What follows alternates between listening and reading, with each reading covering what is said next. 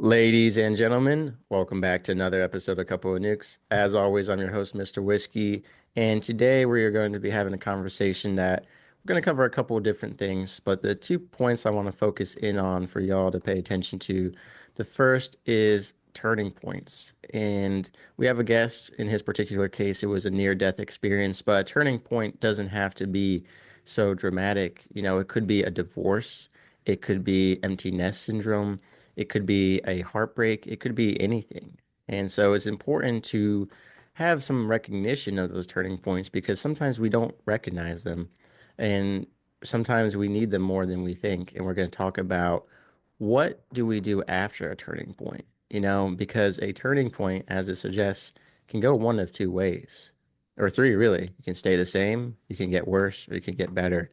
And we're here with a guest who is going to help us get better and improve our lives. And that brings us to the second part of the conversation, which is our inner critic and how that can hold us back and how we can combat that and overcome that and the role it plays with the turning point because they do play a part with one another. And we'll also be addressing PTSD as well, among a variety of other subjects. So it's going to be a great conversation. And Mr. Perrow, Ash Perrow, so glad to have you here to go over all this, a fellow podcaster, as well as you offer a variety of content on your website that we'll be diving into later on in episodes. So would you please introduce yourself for us? Thank you, Mr. Whiskey. And yeah, beautiful introduction. Thank you. So my name's Ash Perrow. My work that I do these days is a coach, and my background is I was a school teacher for 22 years.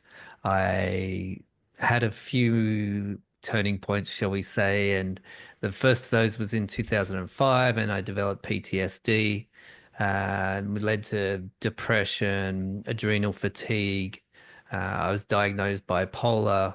But actually, for me personally, it was PTSD, and that took a while to come out.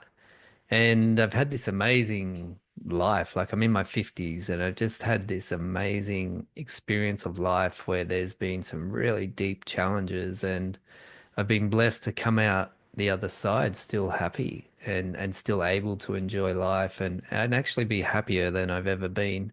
And part of those traumatic experiences, that actually opened up my life so that I could be happier. So I'm really looking forward to our conversation today.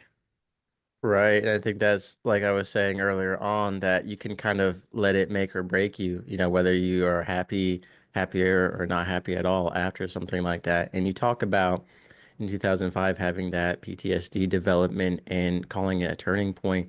But in the moment, did you recognize it as something like that? I mean, how long did it take for you to even realize that you have PTSD? Because a lot of people there's I don't want to even call it a stigma, but almost a stereotype that PTSD is, war zone, that, there you get flashbacks and shell shock, but PTSD can come in a variety of different forms. For example, people who get in car crashes, sometimes they start braking much sooner when they're driving, or they had this, paranoia that they're going to crash even if they're driving safely. So for you, in your case, what did that look like?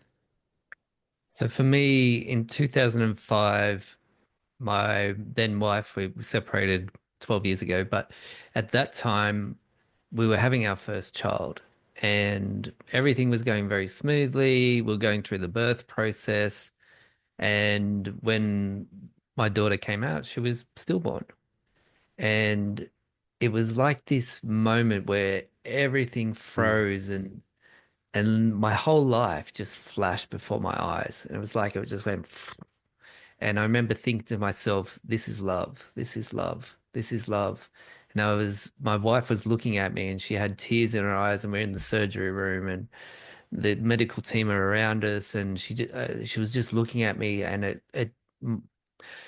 she wanted me to fix it. That's how I interpret it. She was just Right. looking at me and going, "Oh, fix this. This can't be happening." And a little while later, I was holding my baby, and I just thought, I'm never going to let anything bad happen to my family ever again. And that was the moment where the PTSD locked, right? It was like that glitch. It was like this glitch in my brain that went, Mm. I have to. as the leader of the family, the provider, the protector, stop anything bad from happening to my family. And over a period of a few years, I didn't know I had, I didn't even know anything about emotional intelligence or processing Right. emotions.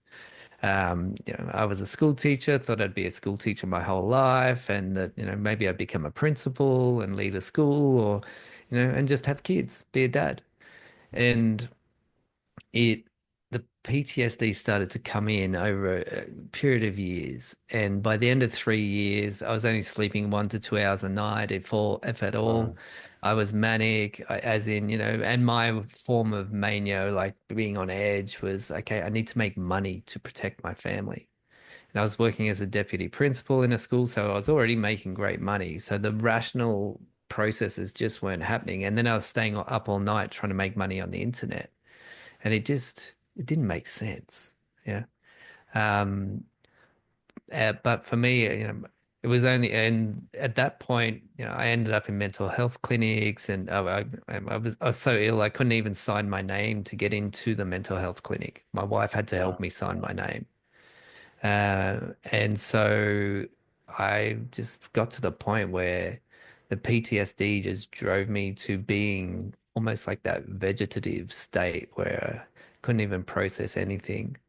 And from there, so, okay, this is what my life is like right now. What do I do with what I've got? Right.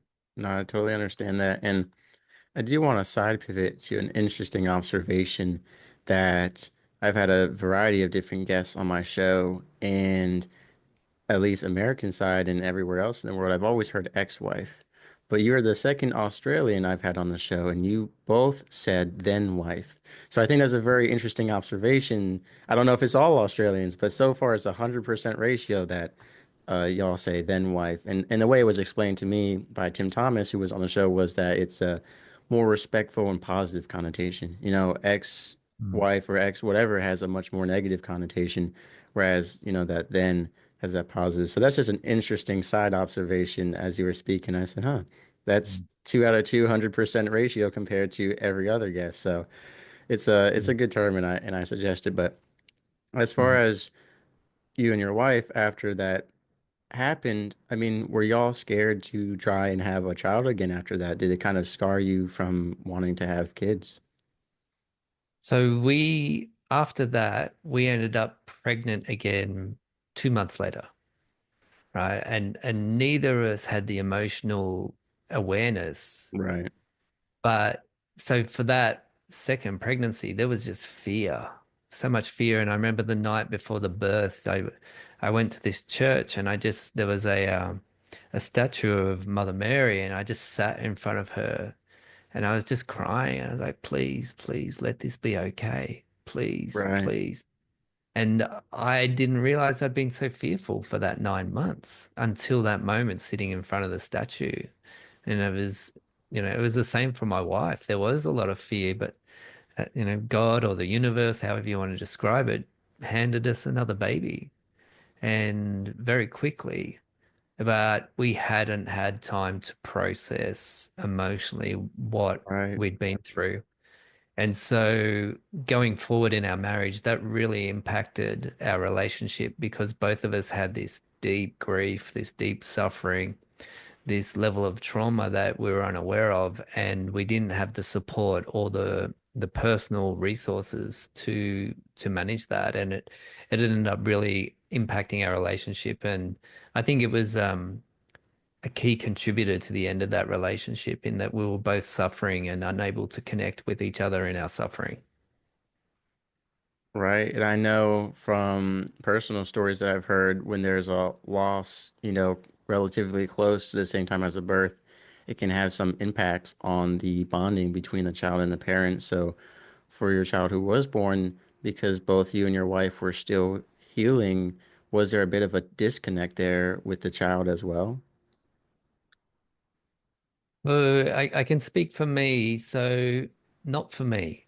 It was like, all I wanted was to be a dad. That Right. was just such a crucial part of me at that age, and still, like being a dad for me is just the greatest gift in my whole life. And so for me, I was just the most devoted dad. I was just in everything and loved it. So for me, there wasn't a disconnection. For my wife, possibly. It's hard for me to say for her Right. because I'm not really aware of her inner workings and how things sort of that operates for their relationship, like my daughter's relationship and her mother. Um, but there's a real grieving process for her, and they say there's this what's his name? The comedian Russell. He's very popular, a UK guy. Anyway, he talks about addictions, right? And Okay.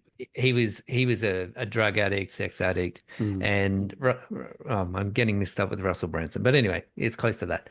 And Russell Brand, there we go, Russell Brand. There you go. And so Russell Brand, he talks about addictions, and he said Mm. he was very lucky that he was so severely addicted that the way that he was going, he either had to deal with it or die, right? And so he says something around, heroin addicts are very lucky because it's such a severe addiction that they have to deal with it very quickly. Whereas people that are addicted to alcohol, that can go on for 20, 30, 40, 50, 60 For a years, long time. right? And it can be very subtle, the addiction. And that was the case with me because my PTSD just got so severe, I had to deal with it.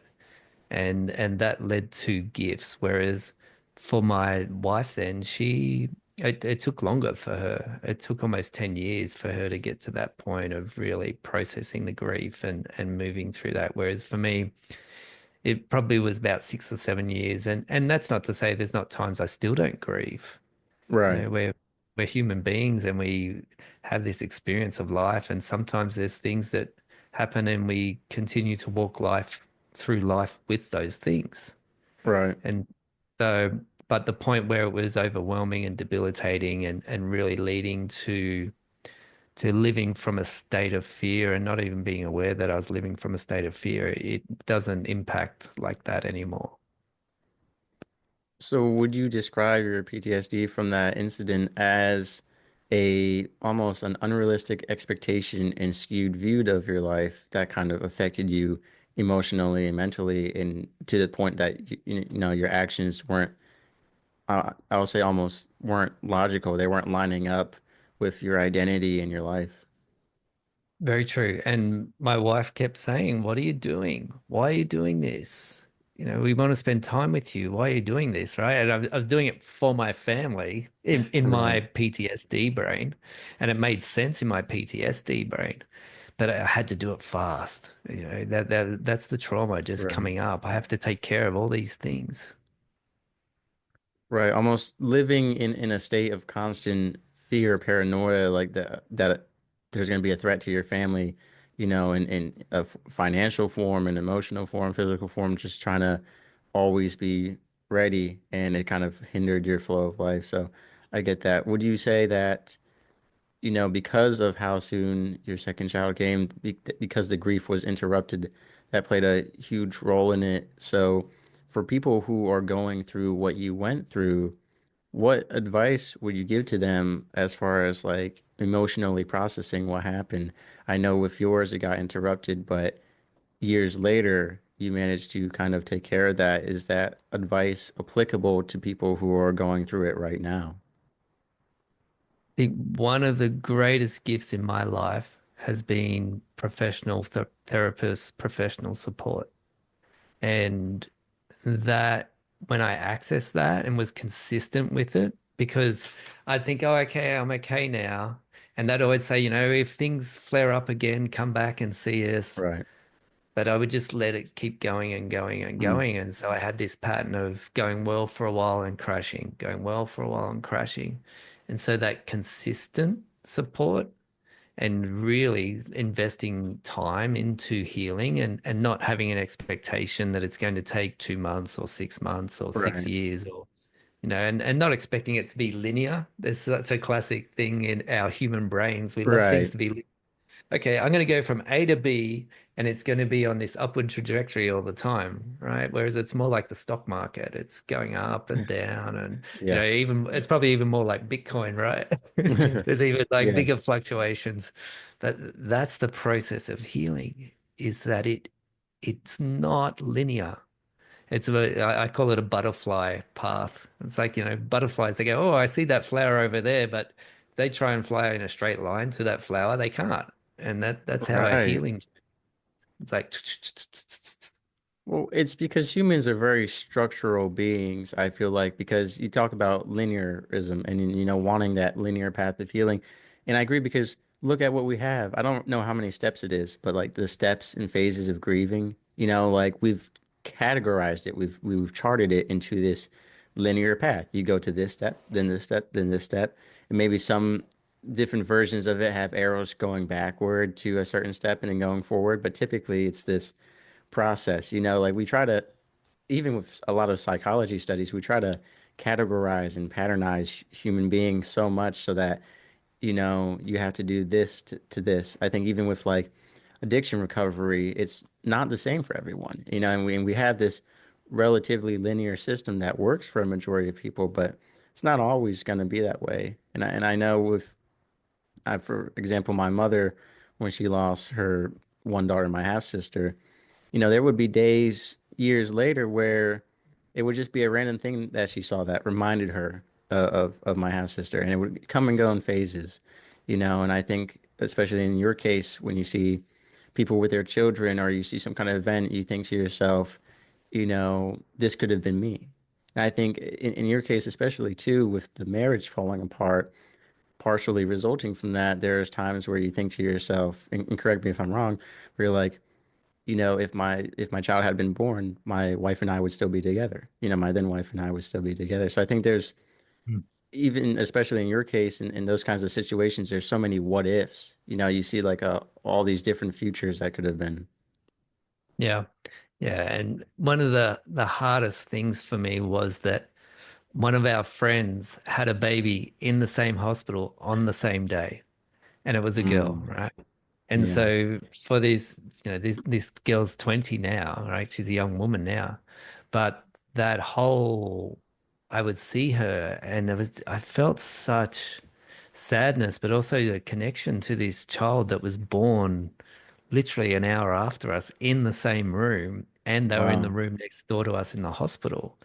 And so talk about, like sliding doors and different moments. Here's this version of this family that had their baby, and there was us that did it. And so Wow. it's a beautiful reminder, right? Like there's so much, if I can be connected to grief and the Mm, tenderness and allowing myself and having the self-compassion to be sad, it then creates the freedom, and I can see the beauty in the moment.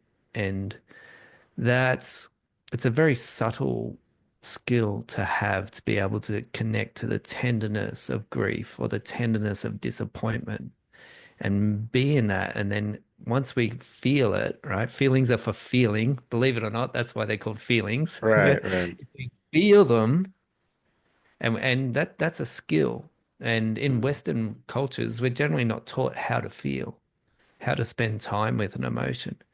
And so that was one of the gifts of my experiences that I went through, was that, oh, I learned to feel. Ah, the gift of feeling, the gift of truly being present with a feeling and not judging that I shouldn't have the feeling. Yeah, because we love to, you talked about structure and linear. We right, love to try and keep ourselves in a box that we should and shouldn't be doing things. for sure. And in Western culture, we shouldn't feel. We should be happy. We should be inspired. We should be living our dream, our best life, fulfilling our purpose. But in that, it's like, well, the actual whole of who we are is that we're human. We can have these lofty inspirations, the soul leading us to wherever it is the soul wants to go.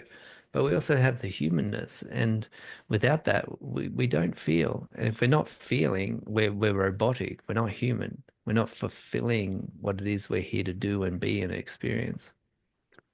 Right. And I want to comment there that feeling, your emotions and going through them is different than letting them control you. They're two very different aspects. And I think, like you said, it's important that you feel them. And I think we're taught more to just think about them and either throw them away or I think too much about them, and not just process them. So when you're talking about feeling them, I mean, how would you describe that to someone who is unsure if they're actually, feeling their emotions? Like, how would you describe living that and actually implementing that into your life?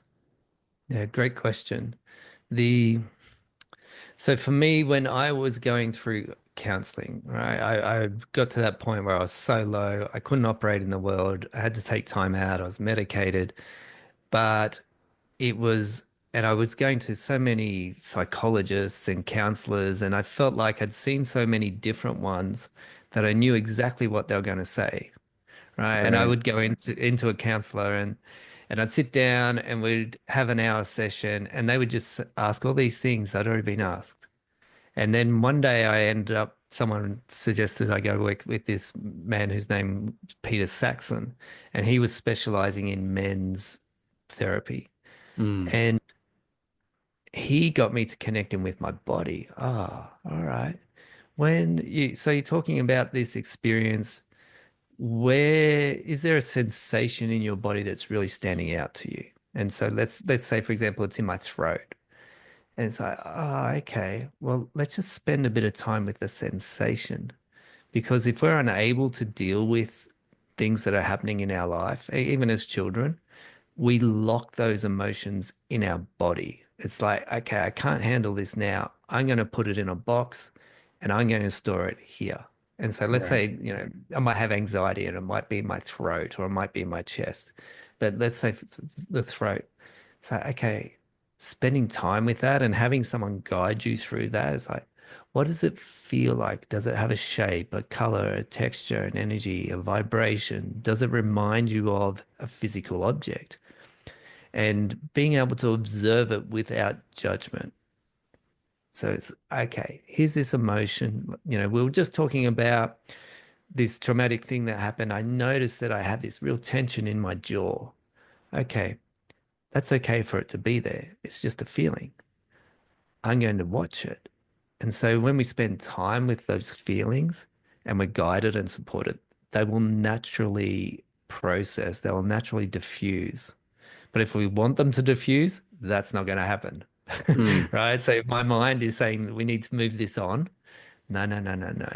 The trick is just being with it, sitting with it. So would you say, I know we mentioned in the very beginning of the episode turning points. We talked about your traumatic experience being one, and then I guess you would say, would you classify this encounter with this therapist as one turning point as well? Absolutely, absolutely. And it taught me that, okay, I've been seeing all these therapists and counselors. They've been trying to work with my head. This Mm, isn't in my head, it's in my body. And it was mind blowing. It was mind right. blowing. And so, in regards to turning points, we all have them, but it's what we do after the turning point that's really the most important piece. And so I can have a traumatic experience, or I can have a disappointment, I can have a failure. What I do after it, that's what counts.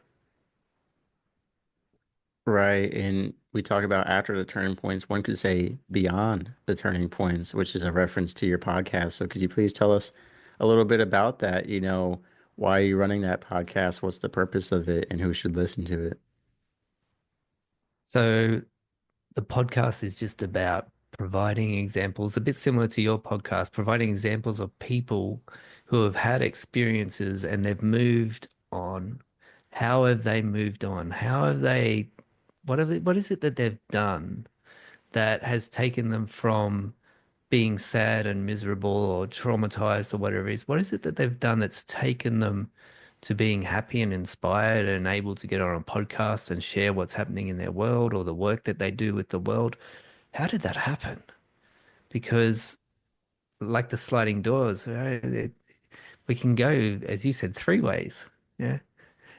So, how do people do that? And so it's just the podcast is just about sharing those kind of things. And sometimes I'll do a solo cast where it's just me Right. sharing strategies that have worked for me and things so that people can process and people can move forward. And having the past sitting in front of us, that makes life very challenging. Whereas if we can put the past behind us, it opens up like a freeway. Okay, now we can create our lives and feel like we're in charge. Right. And I know you mentioned, and we talked about coaching and workshops and stuff like that in addition to the podcast. So, we're going to have your website and all the information in the description below for people to access. But I mean, who should kind of check out these workshops and kind of work with you one on one? So for me, I'm not a therapist, right? Like I've been through a lot of therapy, I've done a lot of therapist trainings, but for me, I coach. I'm about the future. And so people who feel like they've done quite a bit of therapy work and want to create their future, that's who I work with. It's like Mm. and people who have been through relationship breakups or health issues or trying to change careers and things like that. It's like, okay, the future. I'm the future possibilities oriented and some people are welcome to have a free chat with me, and I might be able to refer them to a therapist that will help them deal with the past. But for me, it's like, okay, you've already dealt with what's there or spent quite a bit of time healing, and now you want to create your new life or change your life some way. And so they're the people I work with. I think that's really important to focus on because so many people get frustrated. They're working with a coach or a mentor, whether it's for their business, their podcast, their life, whatever it may be. But you talk about if you haven't dealt with the past yet and you're working with people on your future, you kind of have it in the way. You talk about having it in the way, and that's really how it is. So I think that's important for people to realize. We've had a couple episodes on my show even talking about how so many people leading successful businesses and lives don't realize how much of their past is actually in front of them and they can't see it. And sometimes you need someone to help you see it because, we all have our own skewed vision, you know. And I actually want to bring that into part of that is due to the inner critic, inside of us skewing our vision. It could be PTSD, it could just be pressure from outside factors such as family or society, and then just our own personal beliefs. So let's talk a little bit about the inner critic. You talk about helping people overcome that. So what exactly is the inner critic in our context? So, from my perspective, the inner critic is this primal structure that's in our brain, and so an evolutionary structure. And it might appear in our lives as perfectionism, negative self-talk, self-sabotage, people pleasing. And for humanity to survive, one human, their chances of survival are a lot less than if they were in a tribe, right? So when we were hunting in tribes, we were quite powerful, right? We could take down a woolly mammoth, Right, yeah. But on our own, the chance of killing a woolly mammoth on our own very, very much smaller. Or there might be a tribe that was, if there was 5 people in a tribe and 50 people in a tribe, and there was a battle, I right. can generally assume the 50 is going to win, right? So for humanity to survive, we had to be in a tribe. That was the optimum survival structure. So that was reflected in our brains. And no matter how dysfunctional the tribe, our chances of survival were greater whilst being in a tribe. And so when we try and do something that's vulnerable or courageous, so for example, let's just say someone has a poem that they've written about their experience, they want to share it with the world. When our brain perceives us as being vulnerable or courageous, it then tries to make us safe. And Right. so those things like self-sabotage, perfectionism, they come up to try and keep us safe. And that's the inner critic. It's trying to stop you. And literally the weight of humanity is on our shoulders, right? That's what's happening is these primal structures kicking in to try and keep us in the tribe. And we don't want to be different to the tribe. This is the inner critic speaking. Don't be different to the tribe because if you're different to the tribe, the tribe is going to be harmed and humanity is going to die out. So therefore, be worried about what people think. Be worried about what the tribe thinks of you. Because if you're doing the wrong thing and you're harming the tribe, you're going to get kicked out of the tribe, then you're going to die. Right. No, I totally get that. And so you help people kind of overcome that inner critic, and that's much appreciated. I think a lot of us don't recognize it as that. And then another thing I want to talk about, which may play a part into all of this or maybe completely separate, but I know that you're a musician. Is it kind of like music came and then the trauma came and then the music, or do they exist completely separately? So music, I was already playing music when in by 2005.